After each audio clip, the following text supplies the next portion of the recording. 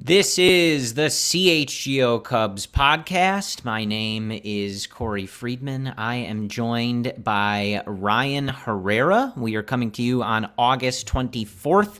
The Cubs pick up a 5-4 victory in extras to take the opener in Pittsburgh. Ryan and I here with your CHGO Cubs post-game live show.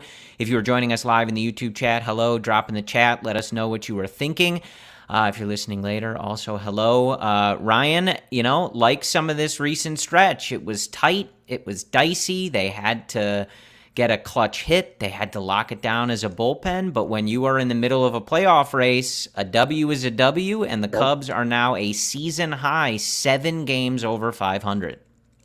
Yeah, I mean, a win is a win, right? As you said, you need to get these wins. And it has been a weird stretch because you go into the stretch like, 12 games against, bad teams, bottom of the standings teams, and none of these wins have been easy for the Cubs. And we'll talk about like bullpen and all that stuff, but like I'm sure that bullpen was really hoping for an easy win tonight just to get another day.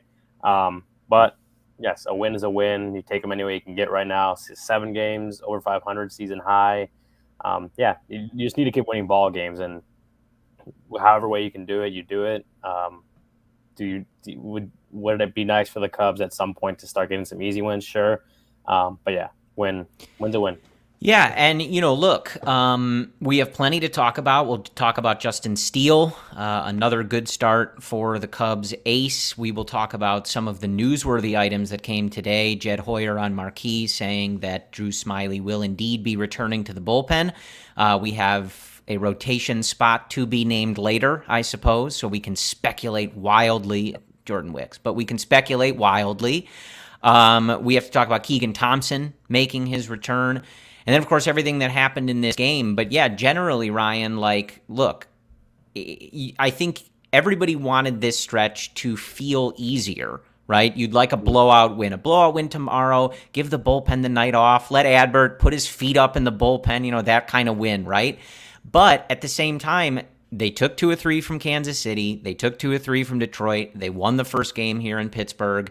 Wins are wins, and, we can dissect it all. The offense is not in their best stretch. There's some guys in some funks. David Ross is playing with the lineup, et cetera, et cetera.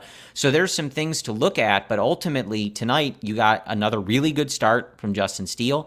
Adbert Alzolay locked down another save, and as I said, you're at a season best mark above 500. So for me, as a fan in the middle of a playoff race, which is what we all wanted, just keep winning. I genuinely don't care how they do it. Certain things are going to make us frustrated, and that's why you and I have an hour to talk about it with the fine folks in our YouTube chat, right? Yeah. But at the end of the day, you are trying to keep pace with the Brewers before they come to town on Monday. You are trying to keep pace with several teams in this NL wildcard race. You just need to fly the W at the end of the night, and that is what the Cubs did. Yeah, no, I mean, I weren't we kind of saying going into the season, meaningful baseball games into September is pretty good, right? I think the Cubs themselves probably think they're maybe even a little ahead of schedule as far as they had playoff hopes, but maybe not. They definitely weren't guaranteed playoff team this year. We knew it was gonna be tough. We knew it was a flawed team. We knew it was a good, not great team. And so a lot of these things that are happening and the struggles, the tough wins, all the issues that people complain about, they're not surprising, right? If you were paying attention going into the season. However, yes, it's obviously way more fun. Obviously, Cubs fans are having more fun in the general context because people are still have been angry in these last 10 games or whatever. It's been 9 games. As a reporter, as people covering the team, like it's a lot more fun when they're in the race and we can actually pay attention and watch the games, that kind of stuff. So yeah, I think going into this season, we were saying like it would be a good improvement, a good step forward for them to just be in the race into September, playing meaningful games. Right now, it's looking that way. They obviously have to keep that up to hold that that end of the bargain, so to speak. But yeah, good time for them, man. Like it's. I actually, and I like the comment, Ryan Patton in our YouTube chat saying it's a good sign to me that they are still able to find a way to win ball games even without playing their best. I agree, right? Like, you can look at this, and if you want to ask yourself, like, how does this team stack up against the Atlanta Braves in October? We can get there, right? That sounds like a wonderful problem to have if we're talking about October baseball. But I do think, like, being able to win, the offense is not going well, right? You have a lot of guys that are ice cold, right? Dansby is not in a good stretch offensively. Ian Happ has struggled, even though he comes through with the bloop hit there in the 10th inning to win this one. Christopher Morel is in a really rough stretch. Mike Tauchman is in a rough stretch for the last couple weeks. And these aren't great opponents, but you're finding a way to win games, and that's what good teams ultimately do. If you want to dissect how close these games were, you can. But again, the mission was to play competitive baseball and to get into the playoffs. And I think that they did that. I see a lot of chatter, about Ian Happ. People are always talking about David Ross. Mm-hmm. And we can talk about all of that. But I think in general, starting on the right note, Ryan, right? Like, they're 7 over 500. They're winning games, and that is what is important in the interim. So Ryan and I are here tonight. Luke is off. Cody is gallivanting on the streets of Las Vegas at Circa. Must be nice. It must be nice. Ryan and I are here in a boiling Chicago, Illinois. So that is why we are remote tonight. It is just too hot. But the Cubs win 5-4 in extras to start this series in Pittsburgh. It is a 4-game set. And Ryan, I guess like we can, there's a lot of different directions we can go here, but I think looking at another really strong start from Justin Steele was sort of the first thing that I wanted to talk about. Mm-hmm. 6 innings, 6 hits, 2 earned, 3 runs total, 2 walks, 6 strikeouts. ERA still sitting at a sparkling 2.80. Another quality start for Justin Steele. And I think, again, as you talked with him in the interview that you did for CHGO the other day, like, this is unique territory for Justin Steele, pitching this deep into a season, this many innings. But he talked to you about all the work that he did to prepare for this. And I think, you see that tonight. This Pittsburgh offense, hung with him a little bit, right? But this is a really good start from Justin Steele. He did everything that he needed to do to help this team win a ball game. He deserved a W. I think that would have been his 15th of the season. Ultimately, he doesn't get that, but he was great again tonight. Yeah, Justin, another solid outing. Like, I think there was a point where, obviously that the first couple innings, he found himself in some trouble. There was an error that he, tried to barehand a ball and wasn't able to get the out there. But overall, good. Yeah, six innings, 2 earned runs, if I'm not mistaken, as you just said. There was, that pitch to, I can't remember the guy's name, whoever hit the home run. It was Palacios, right? Mm-hmm. That caught a little bit too much of the plate, and guy took it out in Pittsburgh. So that was like the one big mistake he made today. But he was still kind of doing what Justin Steele does. And I think today there was a point where it looked like he was going to go deeper in the game. It looked like he was going to be able to just kind of, just settle things down and get through maybe even 7 innings. Again, save even another inning for the bullpen. Wasn't able to do that exactly, but solid start again. Again, quality start, 17th of the season. I want to say that leads the majors. So he's going out there and consistently getting the Cubs a chance to win. And that at this point, like, this is when he's your number one starter, like, you need him to just go out and give this team chances to win every single time he's out there, especially in this stretch where the wins aren't coming easy, especially in this stretch where they're still kind of making that playoff push, trying to hold on to their own playoff spot. And they need, when Justin Steele goes on the mound, even if he doesn't get the win that day, like he didn't today, even if he doesn't get the win today or that day, he needs to go out and have another good start. And he just keeps on doing that. And we'll see. Last year, as we know, like he didn't pitch in September. In my interview with him over at CHGO_sports on YouTube, if you want to go check it out, but he talked about doing the things to build up his body physically over the off season to make sure that he can kind of get through that grind. David Ross has talked about it. Like at some point, these guys got to get through a full season. You can't just keep kind of holding their hands through it. But Justin Steele has talked about doing the things to get his body right, to get his body in shape, to be able to handle the kind of workload he's had this year and going into September, right? We still got a month to play. But he's talked about it, and it's showing that the things he did have been working, and it's looking like we're going to get a full season out of Steele and a full good season out of Steele, a Cy Young contender type of season out of Steele, which I don't know if I would have said that he was going to be competing for the Cy Young going into this season, but just every single time out, again, he's giving these guys a chance to win. He's throwing quality starts.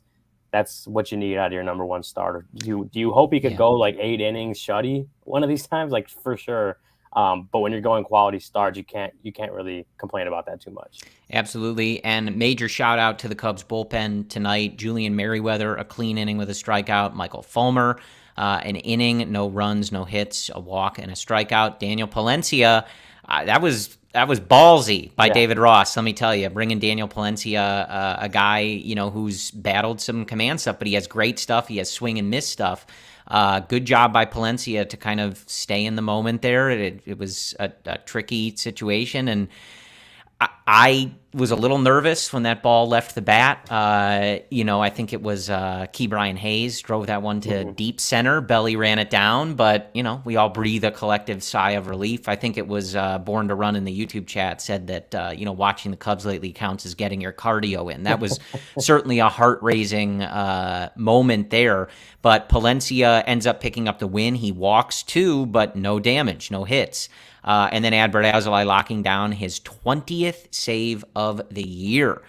Major work by the bullpen tonight. The offense throughout this week has provided in a few of a lot of these games enough runs that they should be winning the game, right? You had that one loss against the Tigers. You scored enough. You should have won that game. Sure. But it didn't happen. And tonight, the pitching staff had to be, not perfect, but near perfect to get them to the 10th and ultimately let them win the game. It's big experience for a guy like Daniel Palencia. Again, you don't like to see the 2 walks, especially in a close game, but this was not a situation that I necessarily expected him to be in. And hey, he let the Cubs offense and Adbert Alzolay live to see another day, and he ends up picking up the W because that's how baseball works. Yeah, no, I with Palencia specifically, I was talking to our producer Kevin before we went out. Like those were all high leverage. Like if you look at Fangraphs, I don't know how they measure high leverage, but they have the leverage index. Anything over 2 in that is a high leverage moment. And if you look at the play log today, like every batter that Daniel Palencia faced today was a high leverage moment in that inning. And yeah, as you said, he's battled some command issues throughout the year, but if he's going to be on this roster, especially with the way the bullpen's being used lately, like he's going to have to get some big moments and perform in some big moments. He did that today, got them to extras, and yeah, that was impressive to watch Palencia just kind of just get through that inning, right? Just to get through in maybe one of the bigger moments he's had this season. I think Milwaukee is probably his debut was probably the biggest one, but this is up there too as far as like high leverage, pressure filled, needed to get them through that inning, and he did it. Well, and this is, part of what happens late into a stretch. I think a lot of times, especially, this is a full week, 7 games, 7 days. You get to this point in the season, especially when you're competitive and especially when you play a lot of close games, guys are going to be down. Like Mark Leiter Jr. has worked a lot. So has Adbert Alzolay. You're going to have games where those guys are not available because they are locking down wins for you, as we've seen recently. So Palencia was the guy that got the call. And, sometimes through this stretch, it's going to require David Ross putting guys in situations that may make us in the YouTube chat a little uncomfortable. And probably, those guys, getting into moments that they're not used to, but that's what it's going to require to get through this stretch, right? Like, you're going to have to lean on some guys. Some guys are going to have to step up. You're going to have to get some call-ups. I see the name Luke Little flying a lot in the chat. I think that's definitely someone that we might see going forward here. But yeah, big ups to Daniel Palencia and really just the whole Cubs bullpen. These are always those tricky ones, right? And I saw somebody mention in the chat, like, the Pirates opted for David Bednar earlier, right, to get the game 2 extra innings. Yep. The Cubs went the opposite route. They went with Palencia and saved Adbert Alzolay. Sometimes it's going to work, sometimes it's not in either of those directions, but you saw kind of a different version of the strategy, and it paid off tonight for David Ross. Yeah, with Palencia, like it is like it's something that we saw with like Jeremiah Estrada, where he's only pumping fastballs, right? Daniel Palencia threw 13 four seams today, and that was it in his inning. So that, as far as, if he's going to help out in big moments down the stretch, like I do think that he's going to have to kind of find the confidence in his other pitches. But yes, it's when it works out, right? And everyone's happy. So Palencia getting through that inning, not instead of Ross putting Adbert in a tie ball game.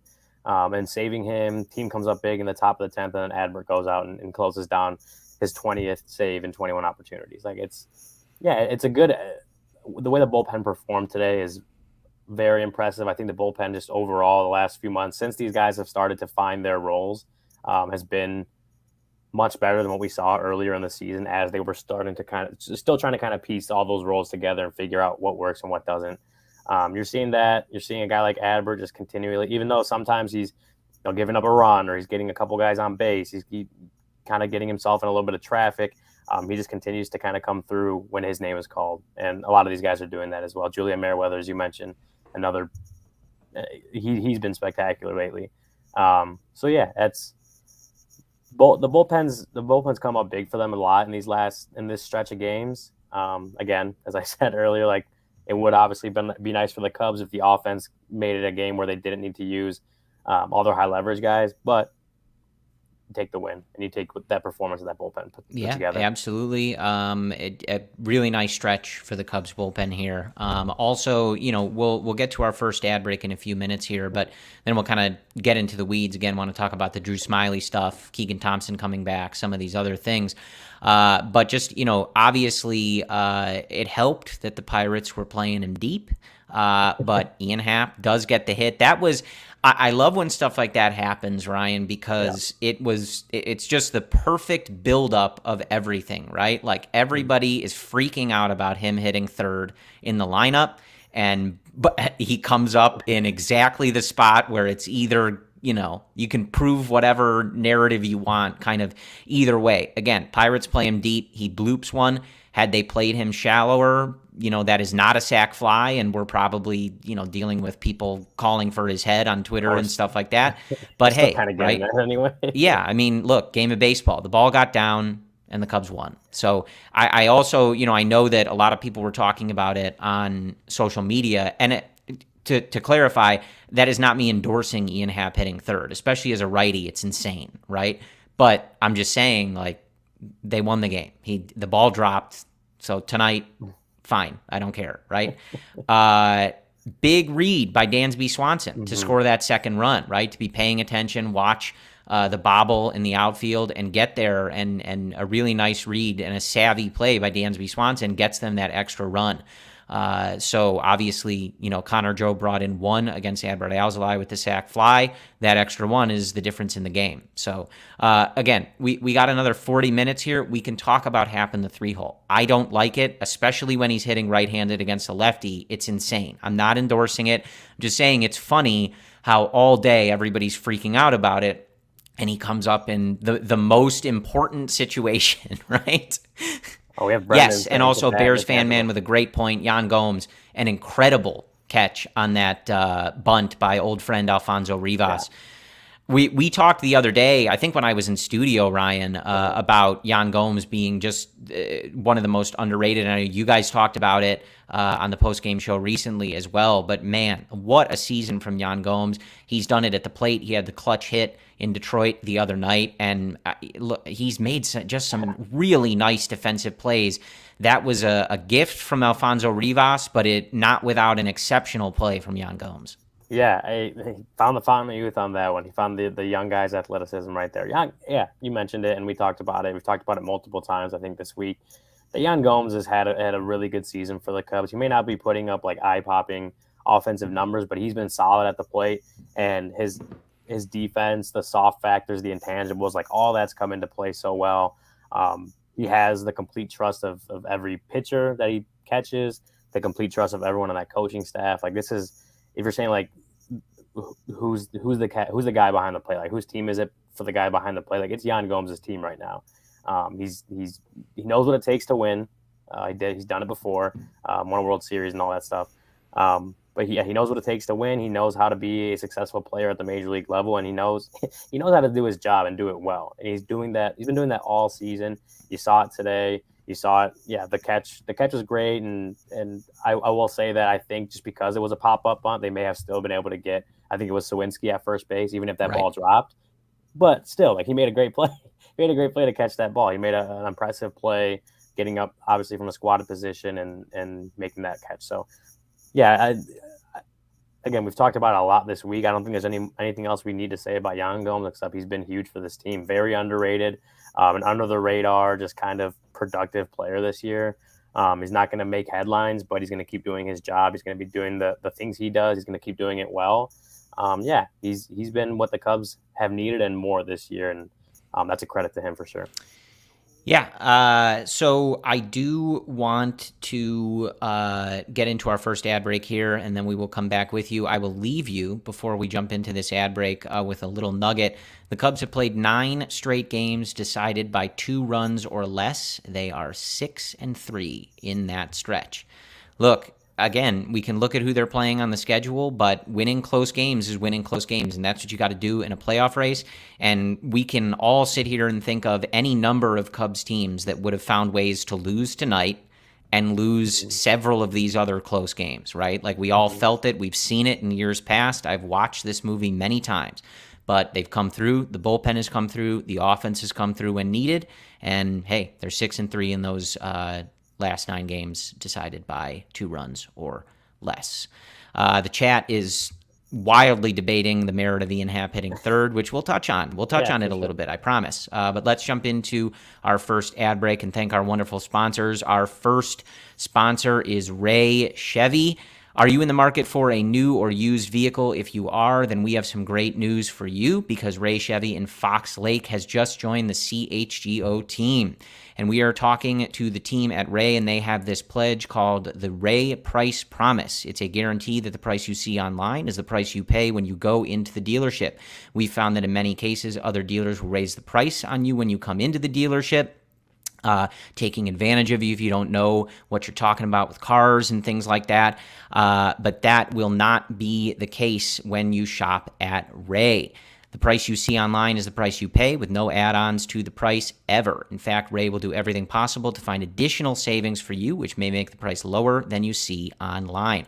As one of the top-selling dealers in the Midwest, you'll always be able to shop one of Chicagoland's largest inventories and save big at Ray Chevy because they now have over 100 Chevy Trax models available starting at $21,495. Now through August 31st, all buyers can qualify for 0% financing, make 0 payments until 2024, plus put no money down, and best of all, pay 0 hidden fees with the Ray Price Promise. Visit Ray Chevrolet in Fox Lake or raychevrolet.com. Serving the community since 1963, find new roads. And of course, our second sponsor is none other than Sunnyside Cannabis Dispensaries. Ryan, my favorite. Sunnyside is your home for judgment-free cannabis shopping, a place where all kinds of visitors are welcome to explore, discover, and purchase a wide array of high-quality products. Sunnyside has everything you need to elevate your summer, and it is your one-stop shop for all your cannabis needs. I always say it, talked about it with Luke the other day, I am an experienced cannabis user, long on my cannabis journey, but if you are new and have any questions about what you're getting into, what you want to get out of the experience, the Sunnyside staff is very knowledgeable and friendly, and they will take the time to craft the experience just for you. They have locations all over Illinois. Of course, my favorite, I am sitting pretty close to it right now, the location in Wrigleyville, just steps from beautiful, historic Wrigley Field. You can shop the Sunnyside House of Brands like Mindy's, the best tasting gummy and chocolate edibles created by James Beard, award-winning chef Mindy Siegel, and Cresco Labs. And good news, gummies, rechargeable vape pens, and carts, perfect for great moments with the crew. We are coming to you on Thursday. The CHGO Cubs team does not have a show on Friday, so of course we are celebrating Sunnyside Summer Fridays all summer long. It is sweltering in Chicago, Ryan. No better way to celebrate the summer and elevate your weekend than with Sunnyside Cannabis Dispensaries. And on Sunnyside Summer Fridays, we have to pick the player that is setting the good vibes for the weekend, making us feel good. And tonight, I'm just going to keep giving it to Justin Steele. He set the tone with the start. He kept the team in the game. The offense took a little while to get going. He doesn't pick up the win, but another quality start for the Cubs ace, throwing those Mississippi fastballs. Justin Steele is our Sunnyside Summer Friday feel-good player of the weekend. And through August, head to sunnyside.shop and use code CHGO25 at checkout for 25% off your total order. One use per customer, not stackable with other promotions. That is not only for new customers. Anyone can use the code. Pick up everything you need to elevate your summer. Must be 21 or older or an Illinois Med card holder. Okay, Ryan, let's talk about Ian Happ and the 3-hole later. All right. I know the chat is like wild about it, but they won. It's just not. It's not the lead. Yeah. Ross keeps doing it, so we can debate it, and we have. But like he keeps doing it, and we will. So, right. I do want to talk about some of the news stuff. Jed Hoyer, obviously, when the probables were announced for this series in Pittsburgh, it was Justin Steele, Kyle Hendricks, Javier Assad, and Drew Smyly. Jed Hoyer, speaking on Marquee this afternoon, said, no, Drew Smyly will be going back to the bullpen.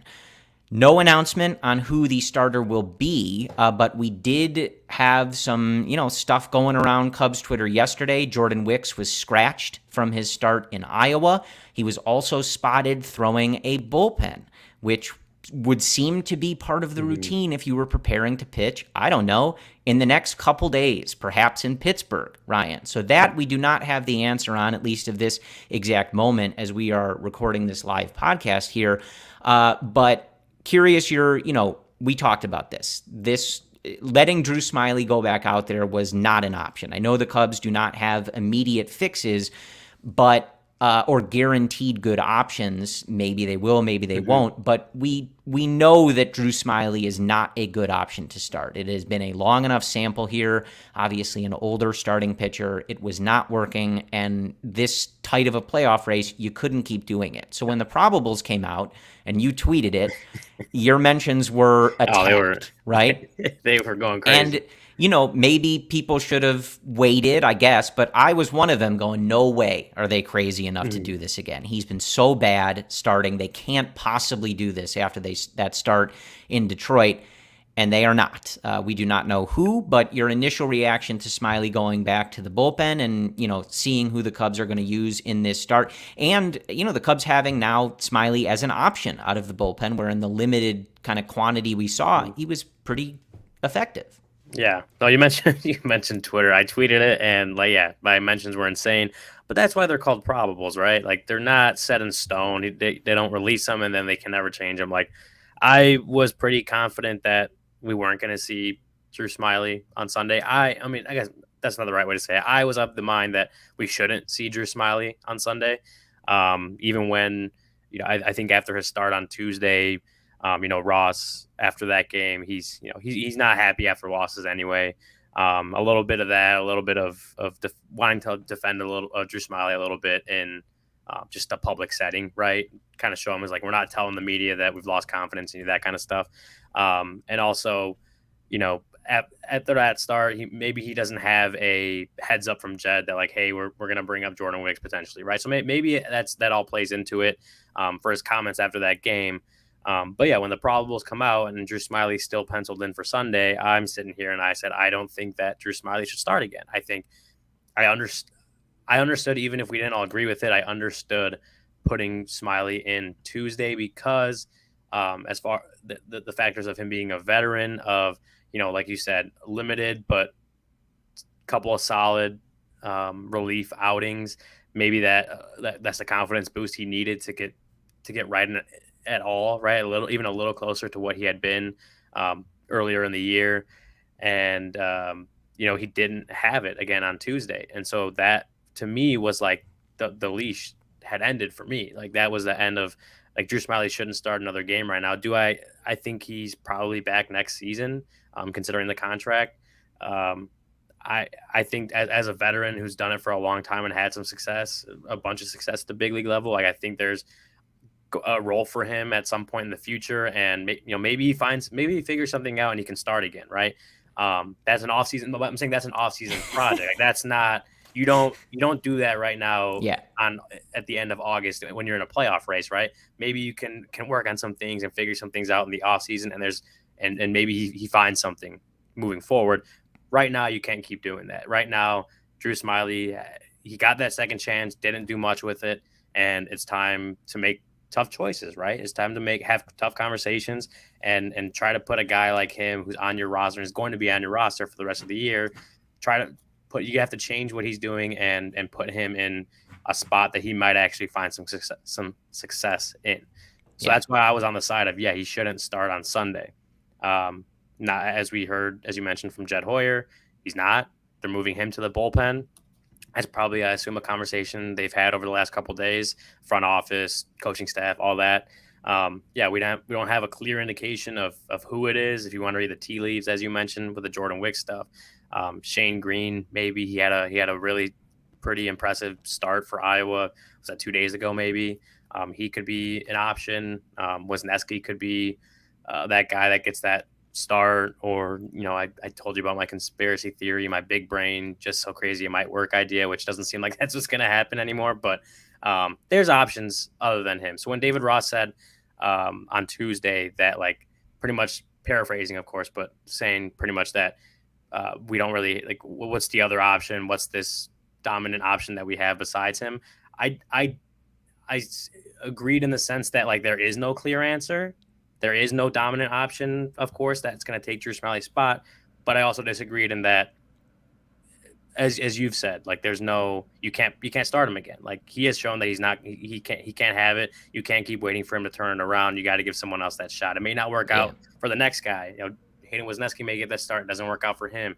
Jordan Wicks might come up and he struggles, right? It may not work out, but as you've said, what Drew Smiley's been giving you. You can't keep running him out there and hope that he changes things around. It wasn't working.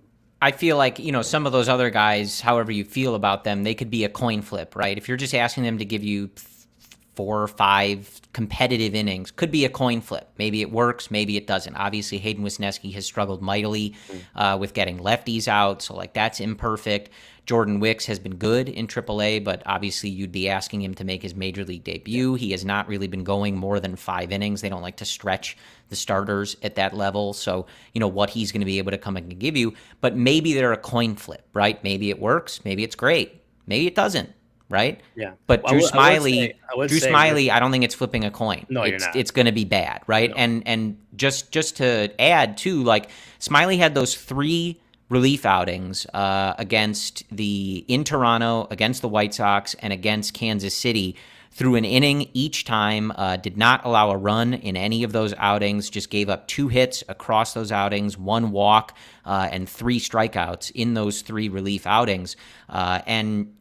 You can always use a lefty out of the bullpen. So if that is a potential effective option for them, maybe this is the best case scenario. I would also, the last thing I would add on this, before we know who it is, right? I think it's going to be Jordan Wicks. That's just what it kind of seems like, right?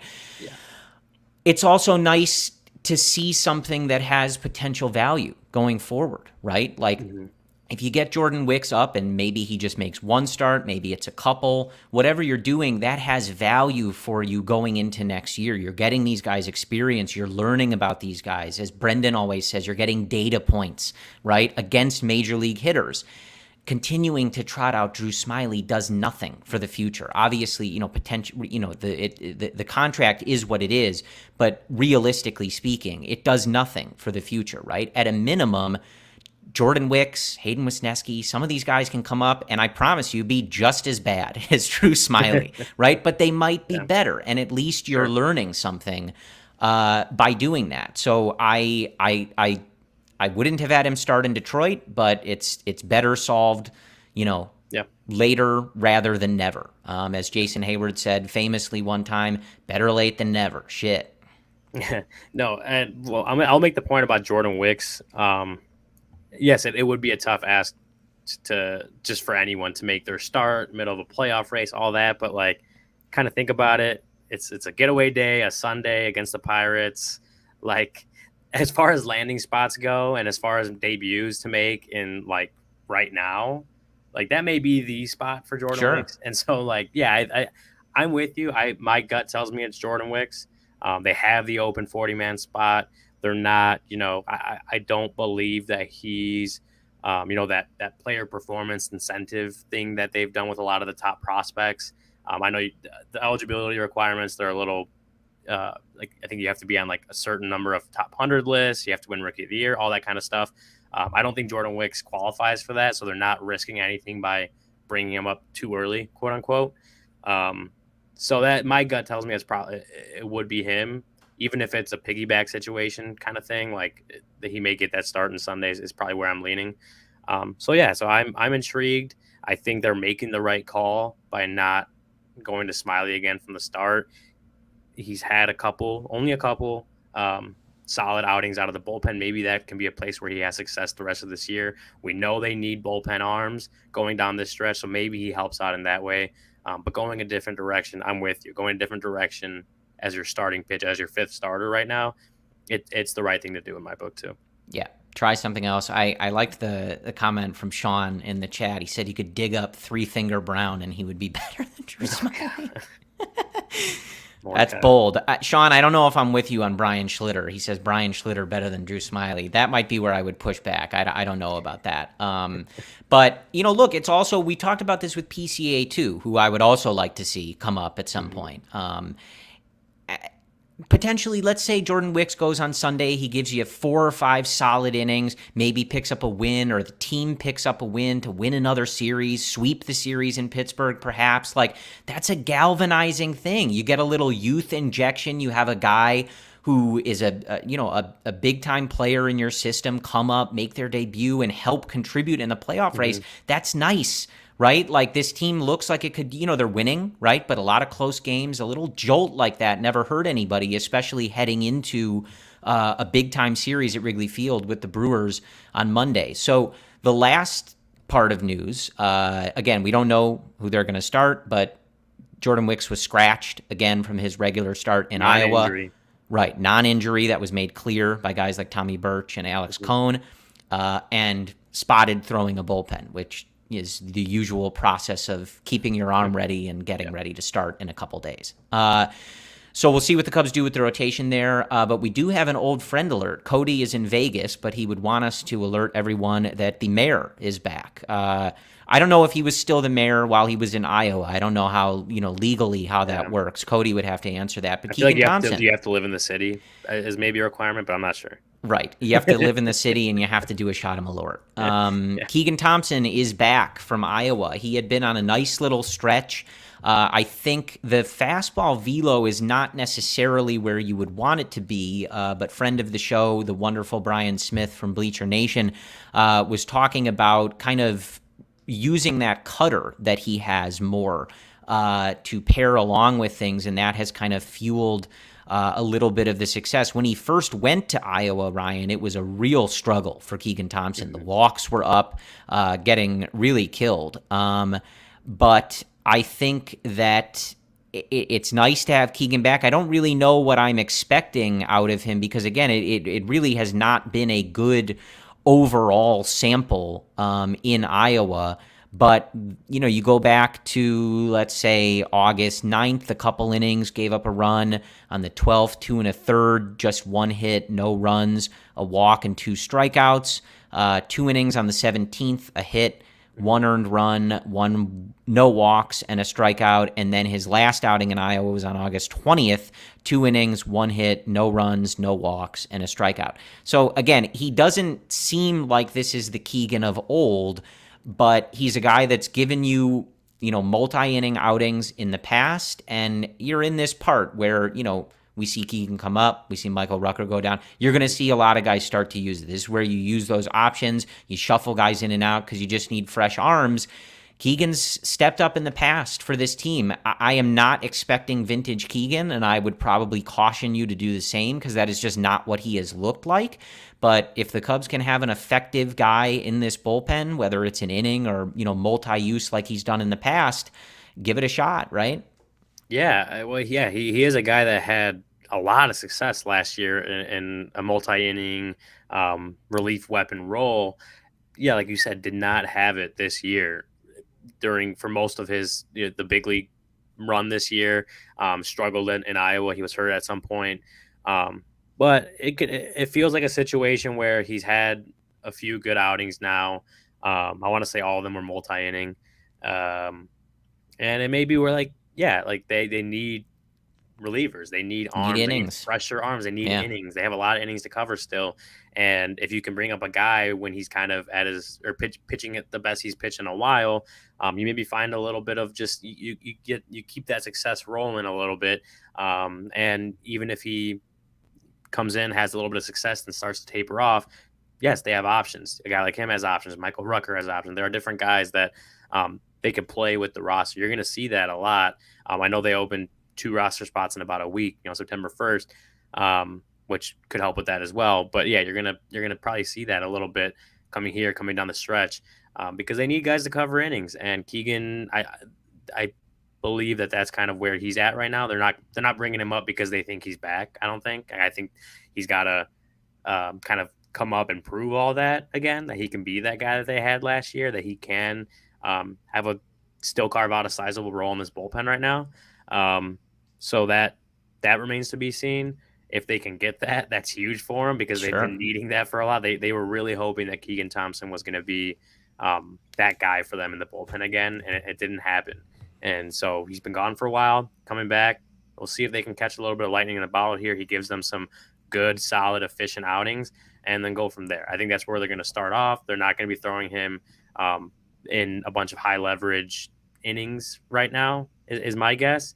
And they'll kind of see what he can do for them in some of those, cover some innings in a game where the starter doesn't go too deep or something like that, and see if he can be efficient and effective. That's the test for him right now.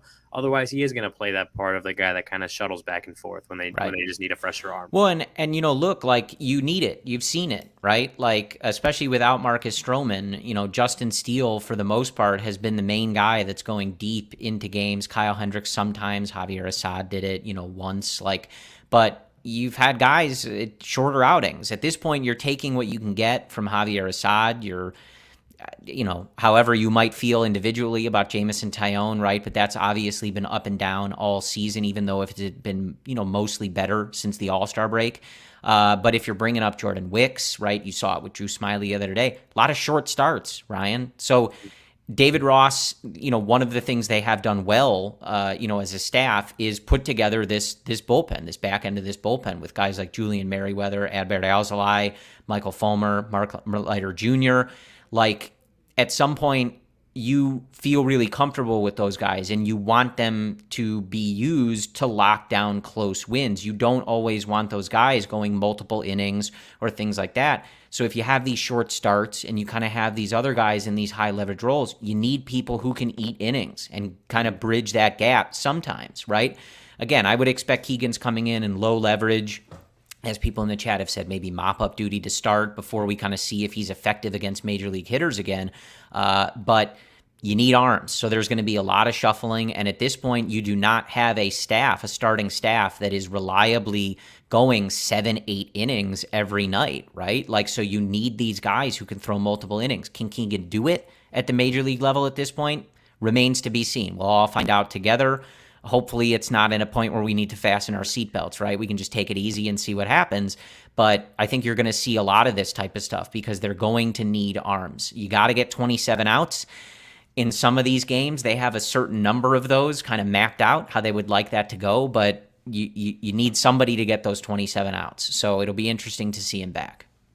Yeah, and I think I've seen in the chat just some chatter about like the Rucker move and I don't know exactly what's going on in the chat. There's a lot of chats. Thank you for joining us. This is nice. I don't know how many people we got in here, but it's nice to do on a Thursday night.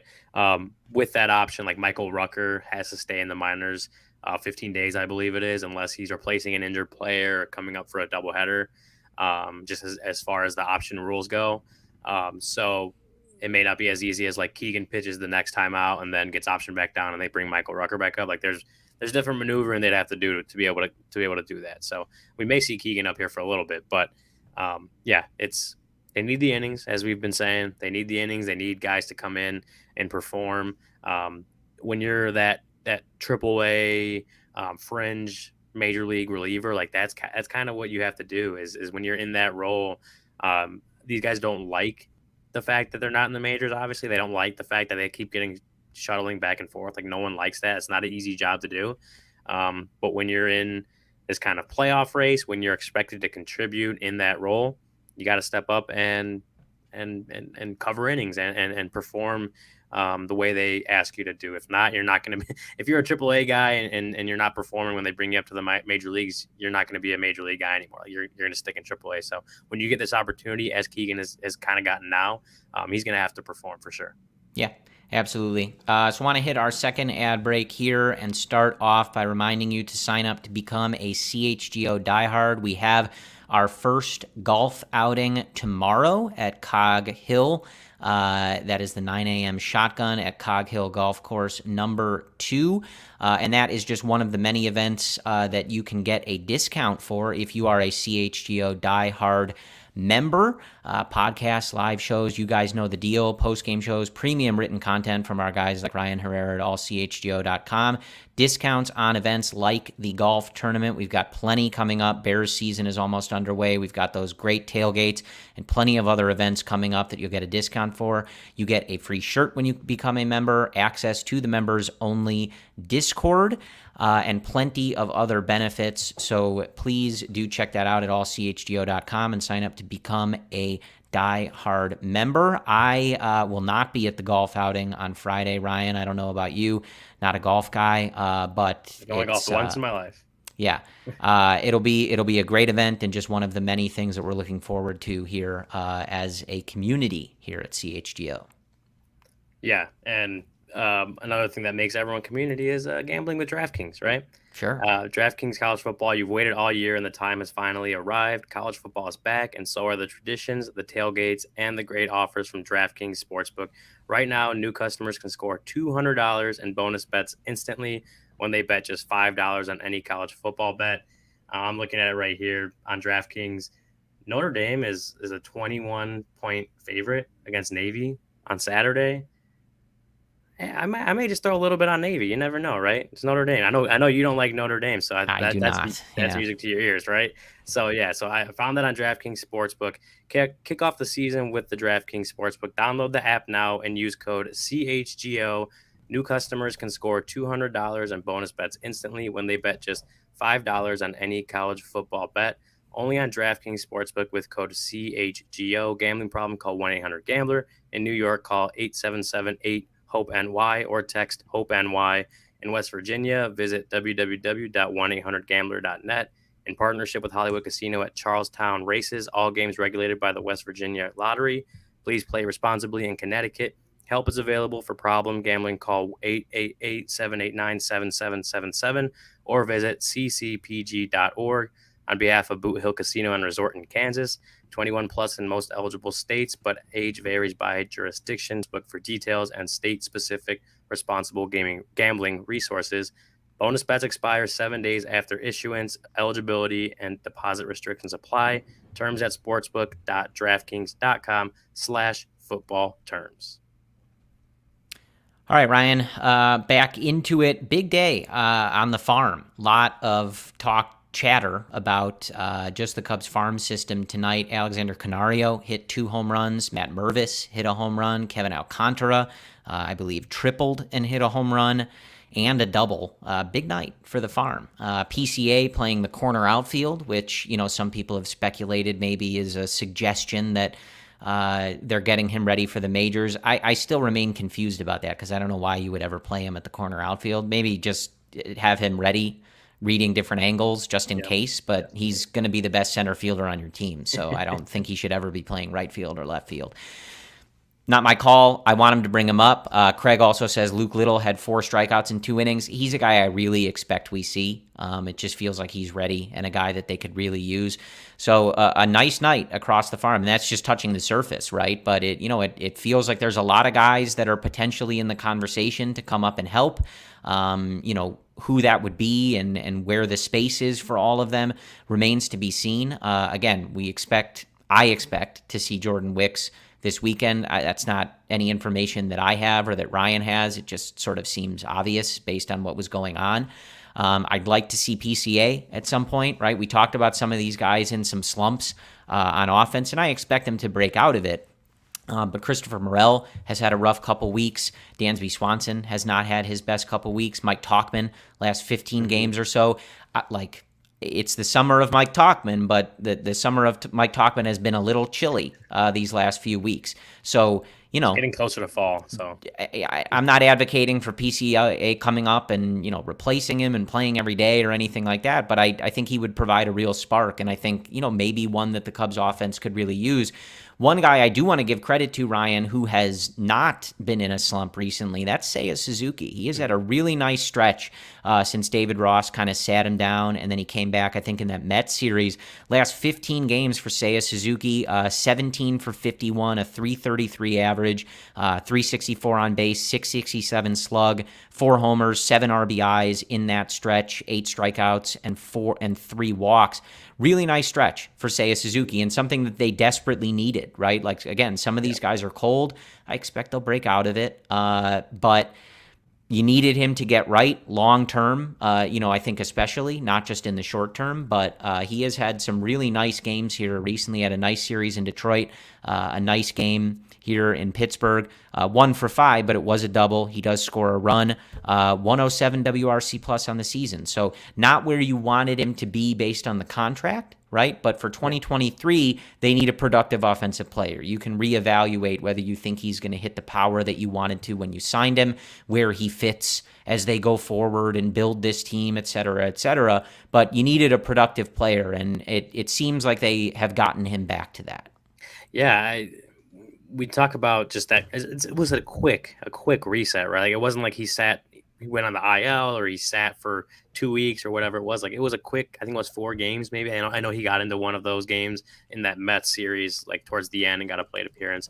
But it was very clear that like he just wasn't in the right place, mentally specifically. I think like he talked about it, earlier or last week. He talked to us after one of his big games, and he kind of said that he'd never really, experienced the challenges like that. Like he never really experienced the kind of struggles he was going through. And, you look at some of his NPB numbers or his stats from before he came to Major League Baseball, and that kind of backs it up. Like he'd been a really good player for a long time out there in Japan, and he comes over here, and the game he wasn't just he'd had his stretches where he was really good, and you kind of saw what the Cubs saw in him.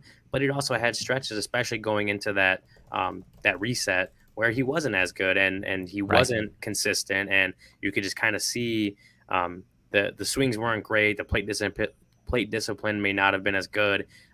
He looked like a little lost out there at the plate, and that was affecting him. And they sat him down. They made that tough call to just take him out of the lineup for a few games, give him time to just reset mentally, work on some things behind the scenes. And that has done wonders. And he, in that same interview, he kind of gave credit in that sense that, like, yeah, maybe it was good. It was good to just kind of take some time and sit back and think to myself, like, how do I make myself a better baseball player? Is kind of what he said. And he attacked that reset, that little time off, did the things he needed to do to kind of get right, and you're seeing it. And as you mentioned, like, you want the kind of production he's given you, like, long term over the rest of the contract or the rest of the time he's a Chicago Cub, because that's what they gave him a lot of money for. And maybe something like that can help. Maybe something like just getting out of the grind of the everyday season this late into the season and just really focusing on how he can be a better player. It's helped him so far the last couple weeks, and you need to see it continue. But like, it may have just been one of those things where it's like, get your confidence back, reset mentally. We know you're a good player. We want you to do the right things to get back to what you are, is probably what the coaching staff was telling him. He did it, and you're seeing it at the plate right now. He's still playing solid defense in right field. And I've said it before, like, the team's ceiling this year is higher when they have a good Seiya Suzuki. He's a really good hitter. We've seen him be consistent for long stretches of time and on both sides of the ball. This team and this playoff push gets a boost with a good Seiya Suzuki at the plate. Absolutely. DHing and hitting fifth tonight. So, Ross showing a little confidence and, moving him up a little bit in the order. Just to touch on some of the players that I mentioned, Mike Tauchman's last 15 games, just 11 for 49, 224 batting average with a 613 OPS. So obviously not great. And Christopher Morel, who has been reduced a little bit. He's not necessarily getting that like full reset like we saw with Seiya, but we have seen Madrigal a little bit more than we were. Christopher Morel not in there tonight against Pittsburgh. Christopher Morel in his last 15 games, just 6 for 52, a 115 average and a 457, Ryan, OPS. Woof. So, yeah, look, for all the griping about David Ross's lineups, and I do plenty of it, right? Like, I'm not a fan most nights, right? Yeah. But the tough challenge for him heading into this playoff stretch is managing a lot of these guys' playing times, right? Because you have seen at times Mike Tauchman was a catalyst for this team. The team's record with him as the leadoff hitter was great, but he is mired in a bad stretch. Right? There's no question about it. Christopher Morel has carried this team on offense, especially from a power perspective, right? But he is ice cold, right? And, David Ross is going to have to manage, how do you get these guys hot? How do you get them back in there? Do you get them back in there, right? Like, and how often are they playing? It's not an easy calculation because you have some guys that just are not hitting that well. And, again, Ian Happ comes up with the big hit tonight, but he is not in his best stretch, I think, since June. Coming into tonight, since June 1st, he had been a slightly below league average hitter on the whole. Like, that's just how it is. So David Ross is going to have a tough task in front of him in kind of getting these matchups right. And I know a lot of the chat, and I don't know, maybe me, don't necessarily have the confidence in him to get it right every time, but that's, again, he's going to have to show his managerial chops here. This is no longer, playing Frank Schwindel for a team that's going to lose close to 100 games, or watching, a core sell-off and nobody caring about the second half in 2021, things like that. This is a playoff push, and he's going to have to push the right buttons, or as we see every night, he is going to get the criticism. Yeah, and with Happ specifically, like, over his last 18 games, you mentioned, like, it's not been a good stretch for him. He's hitting 167, 543 OPS over his last 8 games. It's starting with that Atlanta series. But in the 19 games prior to that, he had a 959 OPS, 400 on base percentage. Like, he was still, like, that right before this bad stretch, he had a really extended stretch of good play at the plate.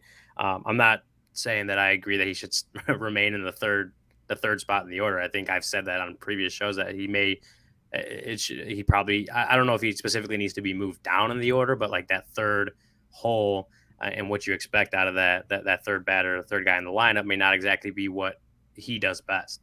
So But I would say that it comes with the ebbs and the flows of the season. Dansby Swanson in that same stretch as happened right now. He's hitting 142 with a 557 OPS. I don't see a whole lot of people saying that they need they need to take Dansby Swanson out of the lineup. But I'm just saying like that guys go through the ebbs and flows of the season. Right now you got two guys on your team, two guys that you're hoping to be some of your best bats that aren't performing. And for sure, like could Ian Happ maybe use a couple days? That maybe that helps too, right? If the David Ross decides to take him out and give him a couple days and get himself reset a little bit. But these guys are veteran guys that have shown, Ian Happ's still got a 110 WRC plus on the year. Like he's had his ebbs and flows in the season, but overall he's still been an above average hitter on the year. And you're going to need these guys. You're going to need these guys to perform. And right now, those two guys aren't performing specifically, but the team is still winning at the pace they're winning. They're still winning series. They're still doing well overall. Obviously, getting those two guys back on track would boost this playoff push. So we'll see where this goes. You need those two guys to turn it around for sure. So here's what I would say. We're about at the hour mark, so we're going to hop off here soon. But here's what I'll say on the lineup stuff.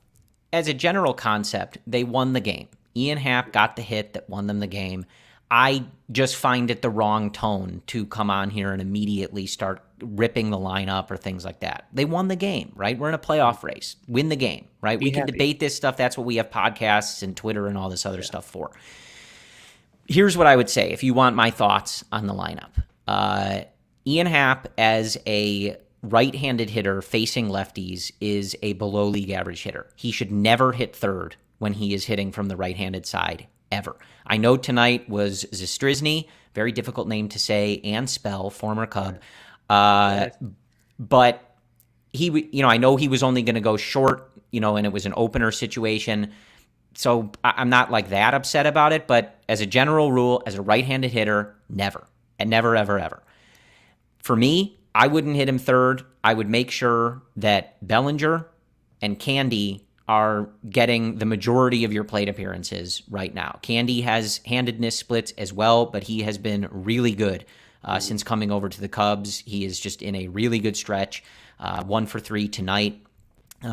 He looks good at the plate. Like, I would be getting him as many at-bats as possible. I would also make sure I would probably be hitting Cody Bellinger in the 2-hole, make sure that he's getting close to the most plate appearances. The book definition, best hitters second and fourth. That's how they like to line it up if you're going like old school sabermetrics, right? So fine, hit him second. But that's my thought on it. Like, that's it, right? We can get into the weeds, but a decent amount of guys are struggling, right? So it's not going to be a perfect answer for Ross. Again, for me, the real issue, never as a right-handed hitter, and that he's always hit third, right? So that is an issue for me. He should never be hitting third as a right-handed hitter.